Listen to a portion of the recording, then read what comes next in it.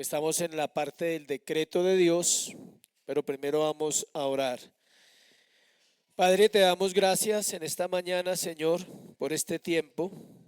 Una vez más nos sometemos a tu gracia, a tu voluntad, pidiendo, Señor, que seas tú el que dirige este tiempo, tu palabra, que lo que hablamos, Señor, está sustentado por ella y que podamos cada día aprender más. Limpia nuestra mente, Señor, de pecado, porque el pecado siempre impedirá entender las Escrituras.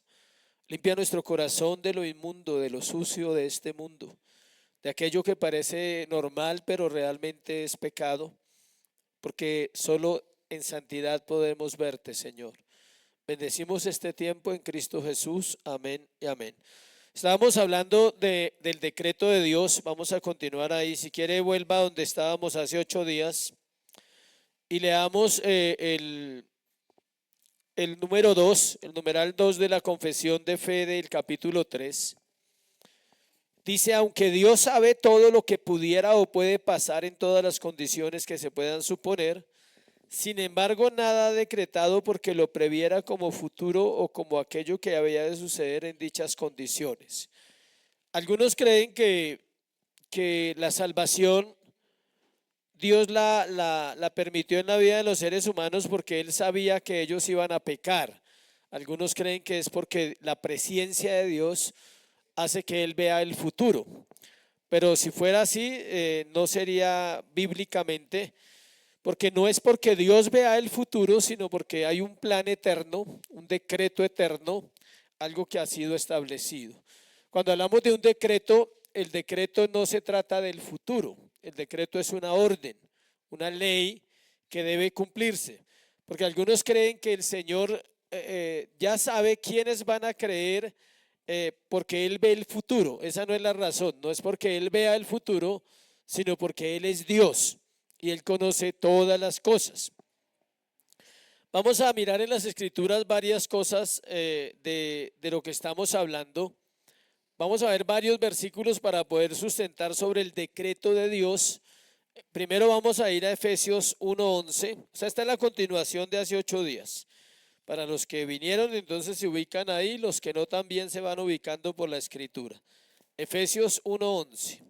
Vamos a leer varios versículos donde las escrituras hablan de estas verdades del decreto de Dios, de esa providencia, de esa soberanía. Le hago un resumen.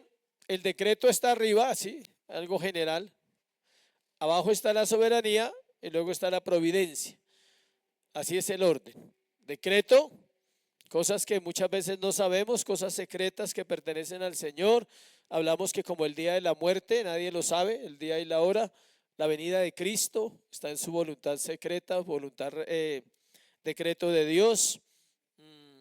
Lo que va a pasar con las naciones cada año, cada día, todo eso usted nunca lo va a saber. Así quiera, usted puede investigar y no lo va a lograr entender. Y ya providencia, lo que pasa acá, lo que sí podemos ver diariamente. Y ahorita vamos a entender cosas que ayudan a este tema. Dice Efesios 1:11, dice así: en él asimismo tuvimos herencia, habiendo sido predestinados conforme al propósito del que hace todas las cosas según el designio de su voluntad. Ahí no hay duda y no hay nada que discutir y nada que comentar.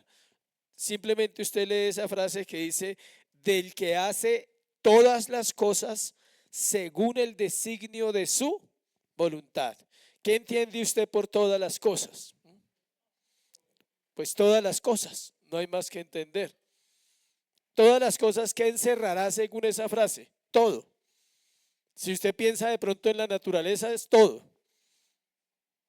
Él hace que el pasto crezca para que la vaca coma, por ejemplo. Esa es una cosa extraordinaria del Señor. Él hace que llueva para que la tierra produzca. Él hace que haga sol para nosotros y para la naturaleza vivir o tener un proceso que ella necesita. El mar está ahí. No se puede regar, ¿sí sabía? Y estamos en una tierra ¿qué? Redonda. ¿Nunca ha pensado en eso? ¿Por qué el mar no se riega si la tierra es redonda? La tierra es un círculo, dice Job y dice Isaías. Y si es un círculo, ¿cómo permanece el agua sin regarse en un círculo? Coja un balón y eche agua. A ver si el agua permanece ahí en el balón. Siempre se va a ¿qué? A regar. Pero ¿por qué el mar no se puede regar? Porque la Biblia dice que Dios le puso ¿qué? Límites. Y le dijo, estate ahí y quédate ahí hasta que Dios diga. No sabemos si de pronto algún día Dios diga que se riegue. O sea, nos ahogaríamos todos. Porque la tierra es 75% ¿qué? Agua y 25% ¿qué? Tierra. Entonces, si el agua se desborda, pues nos morimos ahogados. Pero como hay otra palabra que dice que nunca más la tierra sería destruida por agua, entonces tranquilos que el mar no se va a regar nunca. Bueno, tenemos esa seguridad y esa certeza. ¿Por qué? Por el decreto de Dios. Porque hay una orden y nadie puede traspasar esa orden. ¿Listo? Alguien decía, ¿y si le hacen un huequito a la tierra por debajo se riega el agua? No, no se puede. Es un círculo, uno diría, si le hacen como un balón, si lo pinchan, no funciona así. Dice Proverbios 16:33. La Biblia es hermosa. ¿Quiere leer un libro donde habla mucho de este tema? Le recomiendo Job.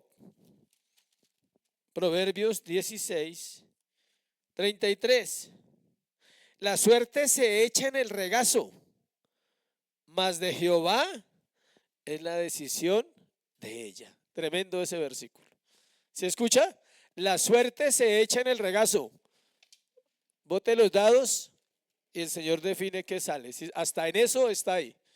O sea, en realidad la suerte no existe. Es mentira. Usted no vive bien porque es de buenas. Usted vive bien si es ordenado. Si lleva una vida ordenada, el resultado será una vida ¿qué? Buena. Es una ley. Lo que siembra, cosecha. Usted quiere vivir bien y vive una vida desordenada, ¿cómo va a vivir bien? Es como el que quiere salud y come mal. Es absurdo, no se puede. Es como el que quiere paz y vive en el mundo pecando y quiere paz. Y luego llora o chilla para que haya paz. No puede tener paz porque dice no hay paz para los impíos, no hay paz para los malos. ¿Sí ve? La suerte se echa en el regazo. Más de Jehová es la decisión de ella. ¿Sí ve? Claro, ahí no existe la suerte para nosotros. Ni siquiera para el mundo. Todo lo que el mundo llama suerte está gobernado por ¿quién? El Señor, Él decide. Alguien decía, debemos orar porque cuando hay un partido de fútbol, debemos orar porque gane la selección. No, no se debe orar. Eso ya está determinado. Gana o pierda, pero eso no tiene que ver con que nosotros oremos o no. ¿Sí? Intercedamos, hagamos guerra. No, no tiene nada que ver con eso. La suerte ya está ¿qué? Echada. Y lo que vaya a suceder en esta vida que usted pueda llamar suerte simplemente está en las manos de ¿quién? Del Señor. Y este todavía es más bonito, Mateo 10, 29, 30. Este es uno de los más asombrosos. Mateo 10, 29, 30. ¿No se venden dos pajarillos por un cuarto? Pregunta. Con todo, ni uno de ellos cae a tierra sin vuestro Padre. O sea, un pajarillo no puede caer si Dios no quiere que caiga. Pero mire, pues aún vuestros cabellos están todos contados. 33.545. Es un ejemplo, tranquilo que no sé cuántos tiene, ¿sí? Pero se calcula que una persona tiene más de 33.000 o 35.000 cabellos. Algunos, aclaro. Otros tienen 20. Pero dice, aún vuestros cabellos están ¿qué? Contados. ¿Cuántos se caen en el día? El Señor sabe, no se preocupe. ¿Cuántos nacen ese día? El Señor sabe. Si usted no es capaz, escuche, si estos temas no lo llevan a usted a adorar al Señor, usted no está entendiendo la vida cristiana. De eso se tratan estos temas. De adorar su gloria, decir, qué impresión. O sea, ¿sabe cuántos cabellos se me cayeron esta semana? ¿Sí? Sabe todo, todo, todo. Ese es un detalle impresionante de la Biblia, Que el Señor sepa eso. ¿Cuántos cabellos están en nuestra cabeza en este momento? De cada uno de los que estamos aquí y de los 8.000 millones de habitantes. Sabe exactamente. Algunos no tienen, le queda más fácil, pero la mayoría tienen. La mayoría tienen, ¿sí?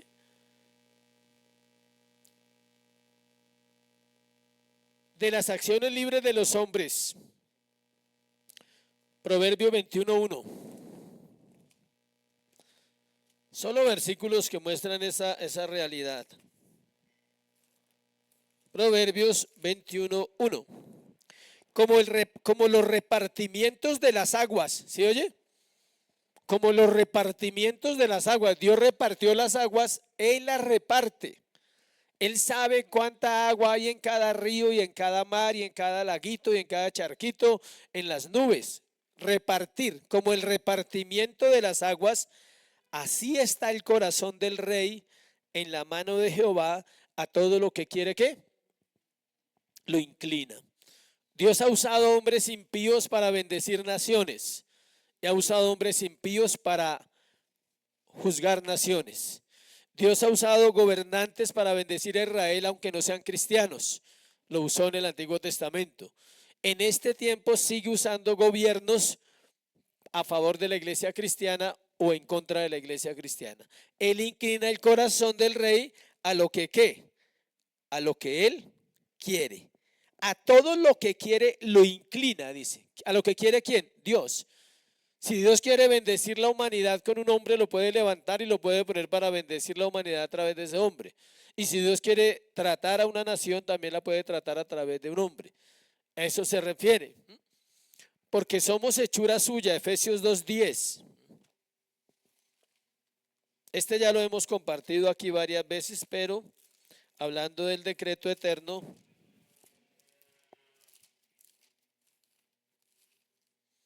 Efesios 2:10.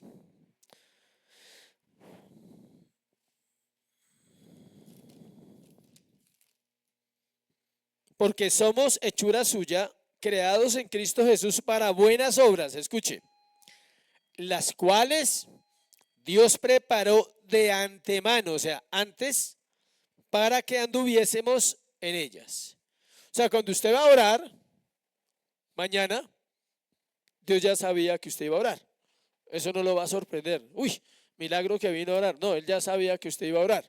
¿Sí? Él inclina el corazón de nosotros ¿a qué? A oración. Cuando usted ora todos los días, si usted ora todos los días en la semana, no se asombre que no es usted el que está tan consagrado, sino es el Señor el que está interesado en usted. Él está interesado en su salvación. Él dice, en este proceso lo estoy santificando, en este proceso lo voy llevando y quiero hacer algo con esta vida, por eso estoy ahí todos los días. El Señor que perseverando. Es Dios el que preparó las buenas obras. Un buen matrimonio, una buena vida, una buena familia, buenos hijos, pero también prepara las otras obras, ¿no? Las que no nos gusta. También las pruebas están preparadas por Él para edificación de nuestra vida. Escuche esto que de pronto no nos gusta. Las pruebas, las aflicciones son buenas obras de parte del Señor. ¿Para quién? Para nosotros. ¿Están preparadas para qué? Tal vez para apretar el tubo y que salga la crema. ¿Se acuerda del ejemplo? ¿Cuántos se cepillaron hoy los dientes? Espero que todos. ¿Qué tuvo que hacer? Apretar la crema. ¿Y qué salió? Crema. El Señor muchas veces aprieta el tubo, nuestra vida, para que salga algo tal vez que no sirve, para que duela algo que me estorba, para que se manifieste mi carácter y diga, uy, me falta tanto para ser manso, que vamos a hablar hoy, me falta tanto para ser humilde, lucho tanto con el orgullo, se me manifiesta tan seguido casi todos los días, que está ahí. El Señor entonces, para tratar esas cosas en el corazón del creyente, Él usa esto que estamos hablando, obras que Él dice que de antemano ha preparado. O sea, Él preparó cada obra para usted. Él preparó su futuro. Lo que ha vivido desde que nació hasta hoy no es al azar. Para nosotros, La gente cree que la vida es al azar, lo que el día depare, lo que llegue. No, para nosotros tal vez sí, para Dios no. Dios dice, hoy va a pasar eso en esa vida. Y no lo dice hoy, ya lo dijo, ya lo escribió. Se ha visto que en la Biblia hay varios libros escritos. Está el libro de la vida. Dice, y en tu libro estaban escritas todas estas cosas de mí, dice David. Imagínese, David entendió que había un libro de la vida donde estaba toda la vida de David escrito. Sería sorprendente uno llegar a leer la vida arriba, ¿no? Decir, uy, todo estaba ahí, marcadito, cada cosa que viví. Tenemos toda la eternidad para entender lo inentendible, dicen, para descubrir los misterios que nos dan curiosidad acá de saber cómo será. Tranquilo que toda la eternidad no nos va a alcanzar para entender esos misterios secretos del Señor, por qué vivimos como vivimos. Filipenses 2:13. Ahí siga de los que saben el orden, entonces Efesios, Filipenses 2:13, y los que no, pasen las hojitas. Porque Dios, mire eso tan bonito, es el que en vosotros produce ¿qué?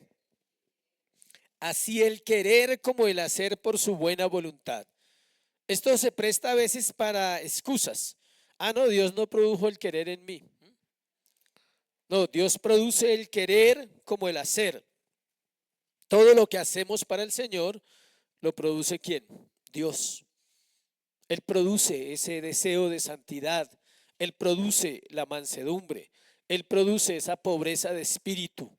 Y en la medida en que una persona está entendiendo y va creciendo y dice, qué bueno saber que estoy en tus manos. Todos los días tiene un corazón que agradecido. Cada mañana o en el momento en que ora le dice, Señor, gracias porque estás aquí. No estás allá. Dios es real. Dios está donde? Aquí. Usted no sé cómo orará usted, pero usted debe orar entendiendo que Dios es ¿qué? Real. Que está en el cuarto donde usted ora, pero no está en el cuarto. ¿Está donde? En usted. ¿Sí ve? Usted no entra a un cuarto a orar porque Dios está en ese cuarto cuando usted cierra la puerta. Usted entra a orar porque Dios está donde? En su corazón. ¿Y por qué cierra la puerta? Porque quiere intimidad. Las parejas cierran la puerta cuando van a tener intimidad, aunque la casa esté sola. Es algo como ya intuitivo. Como que quiero cerrar la puerta para estar con mi esposa en paz y en intimidad. Entonces usted no abre las ventanas cuando va a tener relaciones sexuales para que todo el mundo mire. No, no hemos llegado a esos extremos todavía. Entonces usted cierra la puerta porque quiere tener ¿qué? Intimidad con el Señor. Y usted cuando llega a orar, llega porque el Señor ha preparado su corazón y Él ha producido el querer, pero no solo el querer, sino va y que lo hace. No es como cuando usted está en el día normal y dice voy a orar y entró la llamada y la llamada le entretuvo 5 o 10 minutos y ya no fue a orar. Ya después se puso a hacer el almuerzo, se puso a hacer otra cosa, a hacer cuentas, a trabajar, a mirar XY y no fue a orar.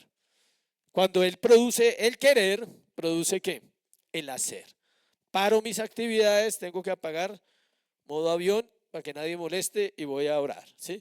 O ya tengo mi horario y en ese horario no voy a contestar, no voy a mirar nada, no voy a estar sino con el Señor. Es una voluntad que se vuelve ¿qué? Activa, porque está gobernada por el Señor. Las acciones pecaminosas de los hombres también están gobernadas por el Señor. Hechos 2:23. John Piper tiene un libro que se llama Pecados Espectaculares. Pecados espectaculares, dice él. Se refiere como a este texto. Él usa este texto ahí en ese libro, lo habla. Hechos 2:23. Dice, a este entregado por el determinado consejo y anticipado conocimiento de Dios, prendisteis y matasteis por manos de inicuos y crucificándole. Los pecados espectaculares son aquellos pecados que están registrados en la Biblia, que cumplen un propósito dentro del plan de redención, como los pecados que cometieron estos hombres que mataron ¿a quién? a Cristo. Todos los que mataron a Jesús pecaron, y quizás algunos vayan a ir al infierno si no se arrepintieron en su vida. Algunos de ellos van a ir al infierno y van a ser juzgados no solo por esos pecados, sino por todos sus pecados. Pero esos pecados cumplieron ¿qué? Un propósito. El suyo no cumple un propósito en la obra de redención. Tranquilo que no, estamos hablando de casos específicos. No todos los pecados cumplen un propósito en la redención. Este tipo sí. Herodes, Pilato, los fariseos, los romanos, todos ellos participaron de la muerte ¿de quién? De Cristo. Ahí dice a este entregado por el determinado consejo. Esa palabra consejo es por el decreto y anticipado conocimiento de Dios, prendisteis y matasteis por manos de inicuos crucificándole. Pedro está confrontando a los fariseos y a los escribas. Ustedes lo prendieron y lo mataron por manos de inicuos. Pilato, Herodes participaron. Ustedes cumplieron el consejo de Dios. Dice, el cual Dios levantó suelto de los dolores de la muerte, por cuanto era imposible que fuese retenido por ella. Dios dice, yo planeé la muerte de mi hijo, ustedes no podían hacerlo. ¿Sí ve? Humilla a todos los hombres cuando ellos creen que pudieron matar al Mesías. Nadie lo podía matar. Era el Padre o Dios mismo el que entregó a su hijo a eso, por consejo divino, por ese pacto intratrinitario, por esa unión que hubo allá en la eternidad, cuando los tres se reúnen y dicen, entonces dijo Dios, hagamos al hombre, pero hagámoslo conforme a nuestra imagen y nuestra semejanza, y hagámoslo para que se enseñoree sobre la tierra, para que gobierne sobre los mares, sobre los peces. Y entonces en ese plan la Trinidad se pone de acuerdo y dice, pero el hombre tenemos que hacerlo libre, porque no podemos hacer un robot, no podemos hacer a alguien obligado a que nos ame. Vamos a darle al hombre decisión, libre albedrío. Y ese hombre tendrá que decidir qué va a hacer con su vida. Obvio que ellos sabían que el corazón iba a decidir el pecado, entonces tenía un plan para el pecado, para quitar ese problema de la humanidad, y era el plan de redención. No era un plan B, era el plan A. Dios no tiene plan B, tal vez usted y yo sí, pero el Señor no tiene un plan B. Hechos 4:27. Porque verdaderamente se unieron, ahí sigue lo mismo, en estas ciudades contra tu santo Hijo Jesús, a quien ungiste. Herodes, Poncio Pilato, con los gentiles y el pueblo de Israel, o sea, todos. O sea, está Herodes y Poncio Pilato representa a los gobernantes de la tierra de ese momento. Están los gentiles, que eran los que no conocían al Señor y no eran de los judíos. Y está Israel. O sea, todo el mundo se unió para matar al Señor, porque estaba establecido así. Versículo 28, para hacer cuanto tu mano y tu consejo habían antes determinado que sucediera. ¿Sí ve? Esto es muy interesante, conocer el plan de Dios perfectamente. No hay nada nuevo, no hay nada que lo sorprenda. Él no dijo, uy, van a matar a mi hijo. No, él lo llevó hasta allá. ¿Se acuerda que predicamos en Mateo que él se fue de su región a otra región? Porque no era el tiempo en que lo mataran, tenía que ser más adelante, porque estaba dura la situación. Habían encarcelado a Juan, Herodes era malo, el que estaba en ese momento, y él se va. ¿Por qué? Porque estaba escrito así, que él se fuera para que no sucediera en ese momento. Cada detalle del ministerio del Señor Jesucristo es impresionante, cómo está ordenado por toda la Biblia. Usted lo estudia y encuentra la vida de Cristo, y todo lo que él vivió. Habla de que tendría sed, dice el salmista, que tendría sed.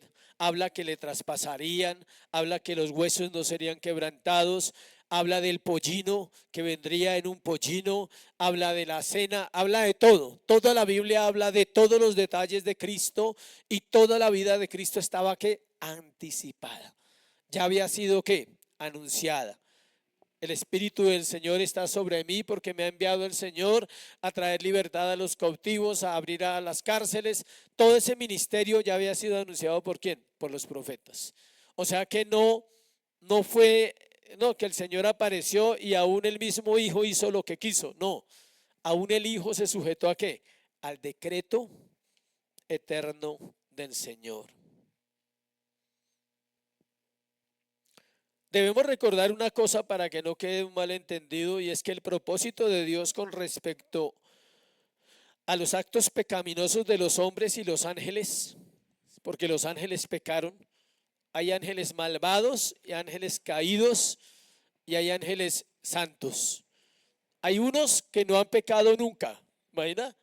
Nunca han pecado. ¿Por qué ellos no han pecado y los otros sí? Por decreto.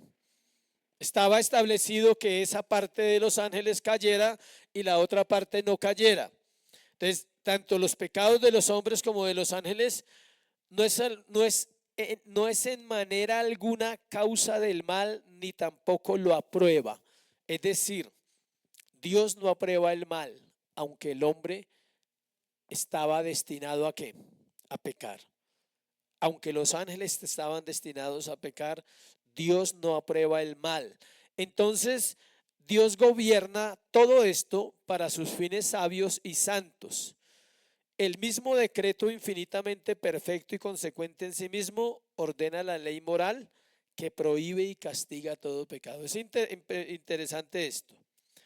Hay cosas, yo siempre les he dicho esto, la gente cree que Dios está allá en su trono moviendo hilos, haciendo cosas. No, Dios estableció principios. Esos principios gobiernan el mundo entero, el universo, las leyes morales, leyes naturales, leyes físicas. Por ejemplo, está la ley de la siembra y de la siega. ¿Sí la conocen? ¿O necesita una explicación? Los que han sembrado y los que han vivido en el campo, y usted no ha vivido en el campo pero come todos los días, todo eso que comemos es porque alguien que lo sembró y vino una cosecha. Entonces escuche, Dios dijo que todo lo que el hombre sembrare, eso también que segará. Esa se llama una ley universal. Esa ley gobierna todo el universo. Nadie se sale de esa ley. Otra ley universal es la ley de la gravedad. Si usted la quiere romper, ya sabe que se va a romper. O sea, ¿sí? Algo se va a romper si usted quiere romper la ley de la gravedad. No, es que yo no creo en esa ley.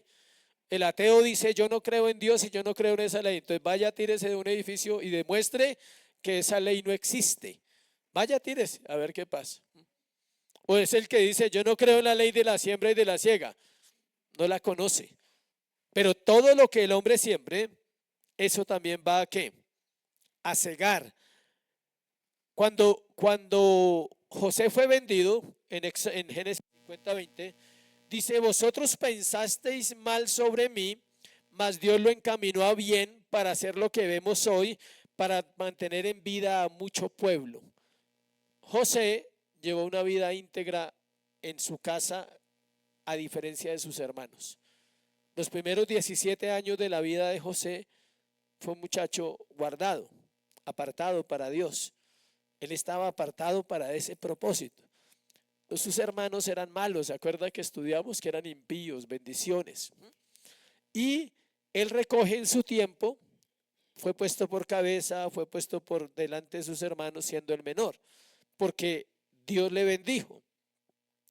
Miremos otra parte, dice, este propósito que todo lo abarca no es condicional, escuche, ni en su totalidad, ni en alguno de sus elementos constitutivos. Es decir, el decreto eterno no depende de nada, ni de nadie, sino de quién, de Dios. O sea, no está condicionado que alguien se invente y diga, voy a influir sobre el desarrollo de la sociedad, por ejemplo. El hombre o sea, nosotros somos demasiado ignorantes, demasiado orgullosos, demasiado arrogantes, demasiado soberbios. Yo creo que lo más parecido a los animales somos nosotros. los hombres. O sea, lo que está más cerca a los animales somos los hombres, definitivamente.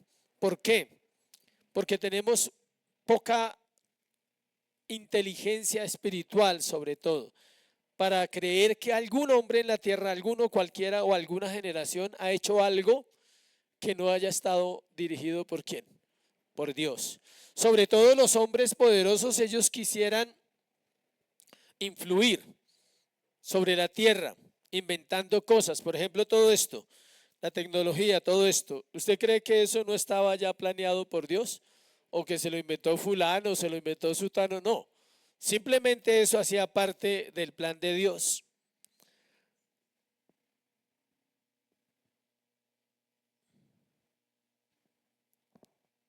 Eso es importante. Mire lo que dicen los calvinistas, los seguidores de Calvino decían esto. Como los demás hombres lo hacen, creen que todos los eventos en el sistema de cosas dependen de sus causas y de ciertas condiciones. Esto es, escuche, si un hombre no siembra, no ciega.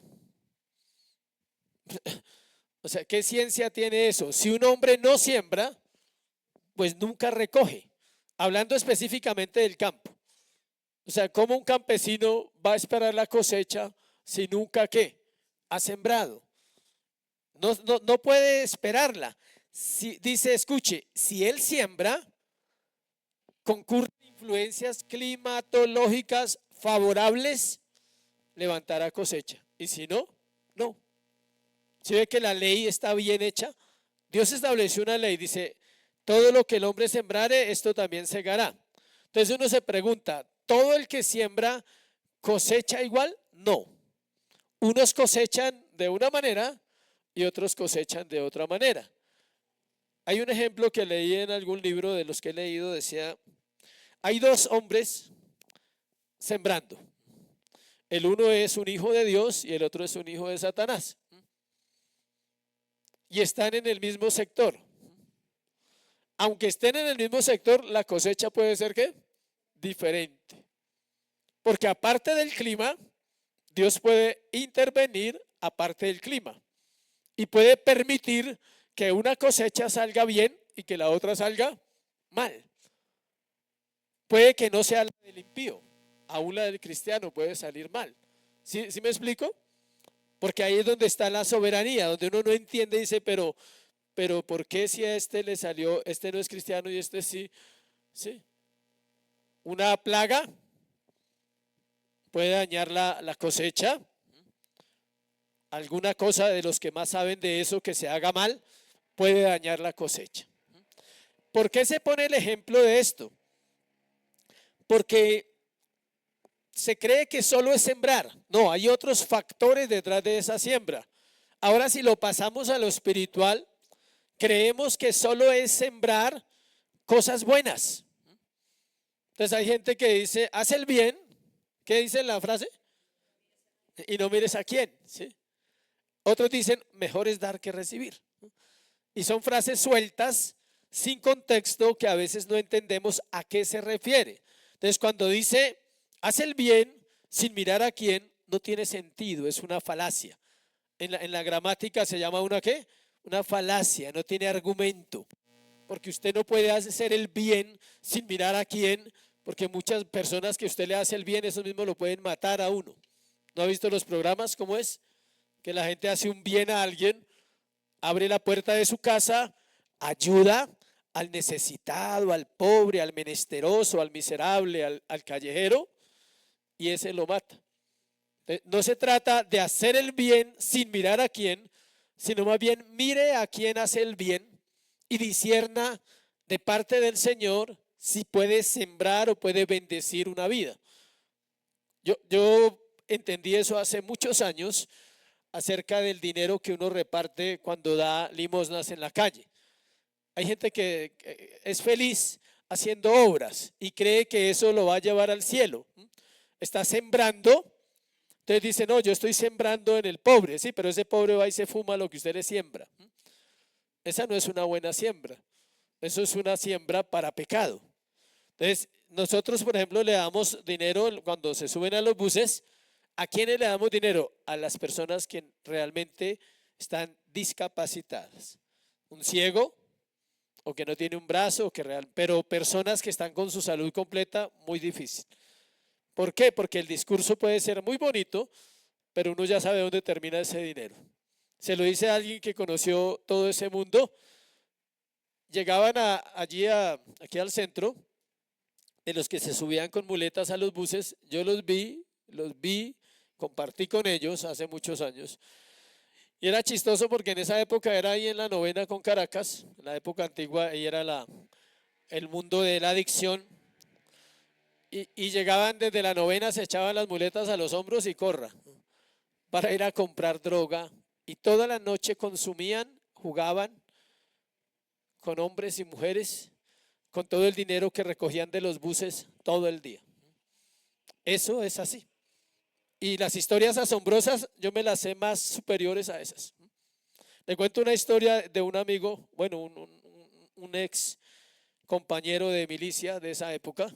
Lo llevé a trabajar una vez y él, ante una señora, a pintar un local y fuimos y llegamos a trabajar allí. Y este hombre, éramos muy amigos en esa época de niños, nos conocimos de jóvenes. Y yo llegué a trabajar, yo lo llevé un día, fui como 2 o 3 días y como al cuarto día llegué allá a trabajar. Cuando me dice la señora, hola, don Marco, y le dije, hola, ¿cómo está? Me dijo, y no fue al evento de su amigo. Le dije, ¿cuál evento? Le dije, ¿cómo así? ¿Usted no sabe? Le dije, que no sé qué. Pues que se le murieron los hijos. Le dije, que se le murieron los hijos. Inmediatamente yo sabía que había inventado la historia y le había sacado plata. De no, es que él vino ayer y me dijo que pues que lastimosamente, él tenía hijos, mató los hijos, 2 hijos tenía pequeños. Dijo, a ese hombre llegó aquí destrozado, don Marco.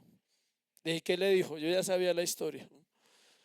No, pues que los hijos se habían muerto, que habían tenido un problema y se habían muerto los hijos y que necesitaba para el velorio, para plata.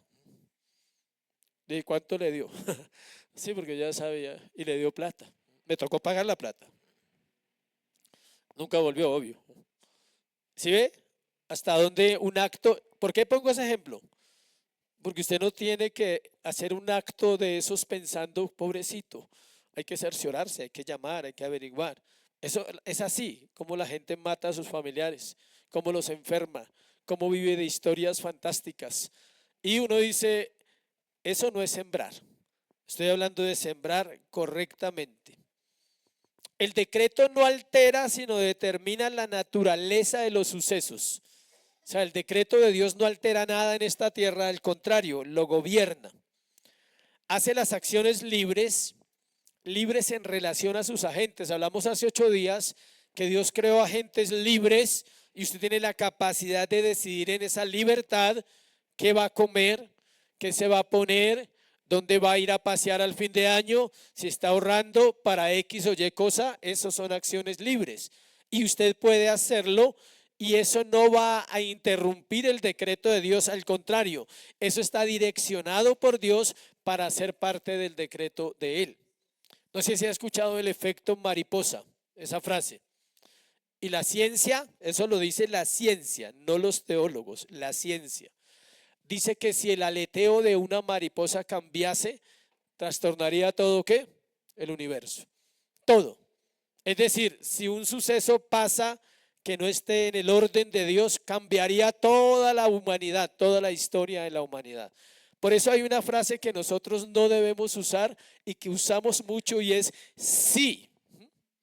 Si no me hubiera casado con fulano, mi vida sería diferente. No. Si no hubiera hecho tal cosa, no, no se puede llorar sobre eso.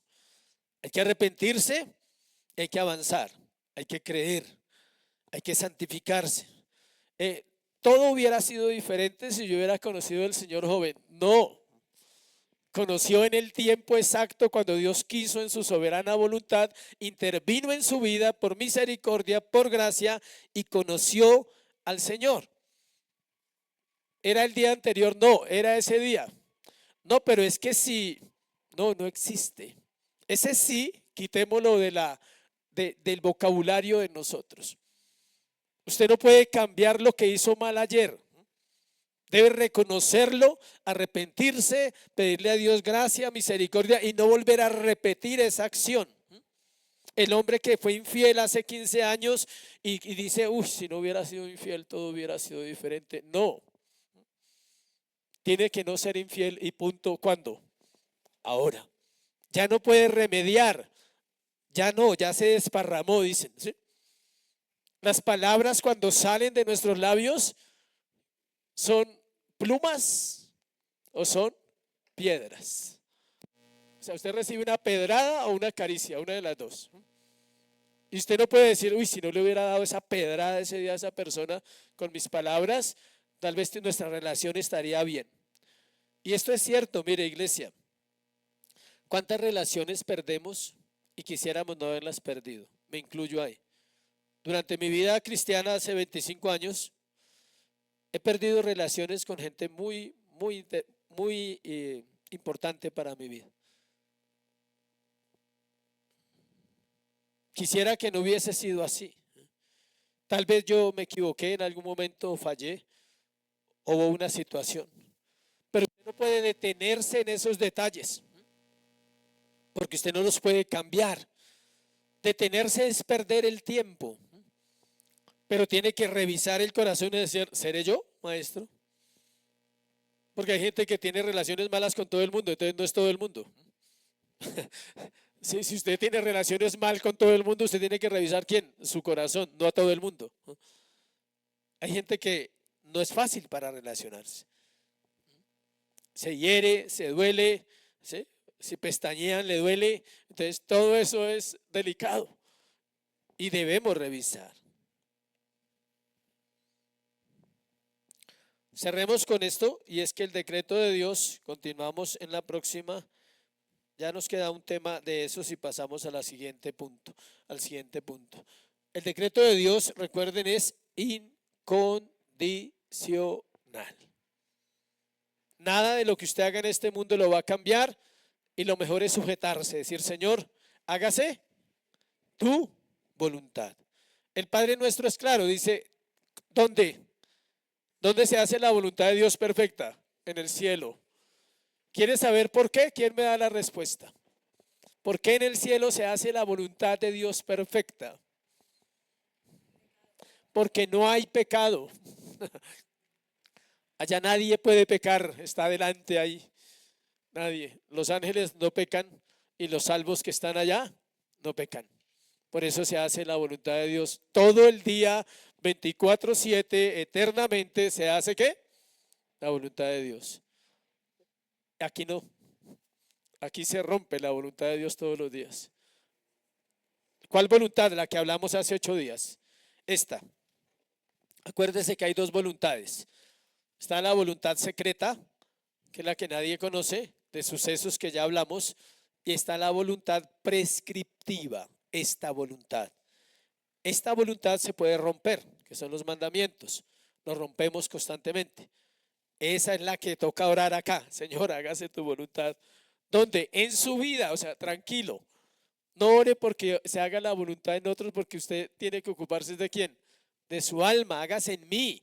Enséñame a obedecer, enséñame a orar, a leer, a estudiar, a estar vigilando mi alma. Enséñame, Señor. Usted no se preocupe que Dios hará la voluntad. Dios no va a dejar de hacer su voluntad porque usted no ore por otra persona. ¿Sí sabía? En ese caso de la voluntad, dedíquese a usted, diga, él estaba orando de manera personal en el Padre Nuestro. Padre nuestro que estás en los cielos, venga a tu reino, hágase tu voluntad. Dice, él dice, o sea, él está orando, dando un modelo de oración, es una oración privada. Hágase tu voluntad en mí. Yo quiero obedecer, yo quiero saber cómo permanezco en ese decreto eterno haciendo lo correcto. Amén. Preguntas.